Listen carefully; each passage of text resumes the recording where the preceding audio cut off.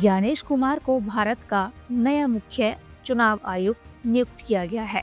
उनका कार्यकाल 18 फरवरी 2025 से 26 जनवरी 2029 तक का रहेगा।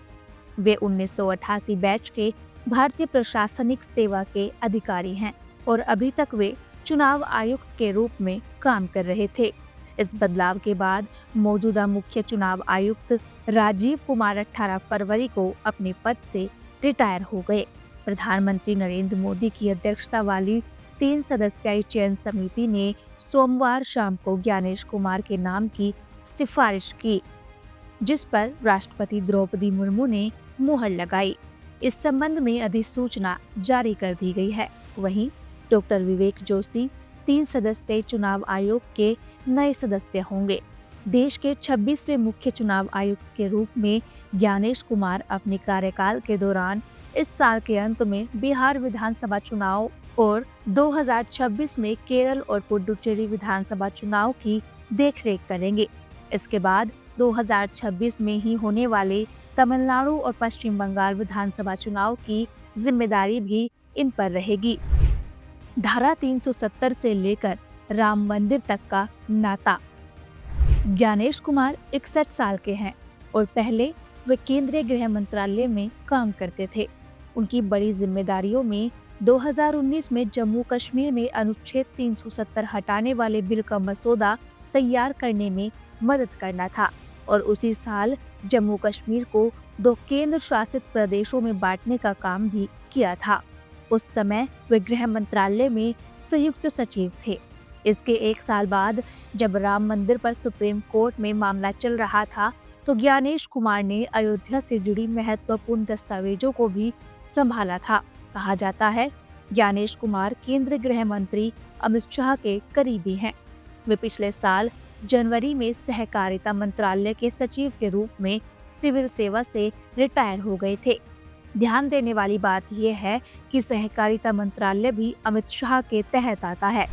राहुल गांधी ने क्यों किया विरोध? इस बैठक में लोकसभा में विपक्ष के नेता राहुल गांधी भी शामिल हुए थे, जिसमें 5 नाम रखे गए, लेकिन राहुल गांधी ने इन सभी नामों का विरोध किया। इसके बाद उन्होंने एक डिसेंट नोट जारी किया, जिसमें कहा गया कि चूंकि मामला सुप्रीम कोर्ट में चल रहा है, इसीलिए बैठक का आयोजन नहीं होना चाहिए था। कांग्रेस पार्टी ने इस मुद्दे पर अपनी आपत्ति जाहिर करते हुए कहा, इस बैठक को स्थगित करना चाहिए ताकि सुप्रीम कोर्ट जल्द से जल्द इस मामले में निर्णय ले सके। कांग्रेस नेता और वरिष्ठ वकील अभिषेक मनु सिंघवी ने भी इस नियुक्ति पर सवाल उठाए। उन्होंने कहा, सरकार ने सुप्रीम कोर्ट के फैसले का उल्लंघन करते हुए ये नियुक्ति की है। उनका कहना था कि सरकार चुनाव आयोग की विश्वसनीयता नहीं बल्कि उसे नियंत्रण में रखना चाहती है। उन्होंने ये भी कहा कि सुप्रीम कोर्ट में याचिका पेंडिंग है और इस मामले में सुनवाई 19 फरवरी को होनी थी। 48 घंटे का मामला था, इसीलिए सरकार को सुप्रीम कोर्ट से इस पर शीघ्र सुनवाई के लिए अनुरोध करना चाहिए था।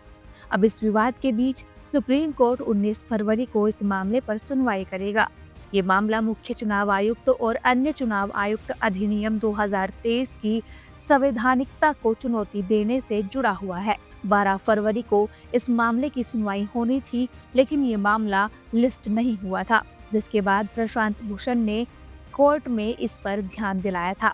अदालत ने 19 फरवरी की तारीख तय की है और कहा है कि अगर इस बीच कुछ होता है तो वो अदालत के निर्णय के अधीन होगा, इसीलिए चिंता करने की कोई बात नहीं।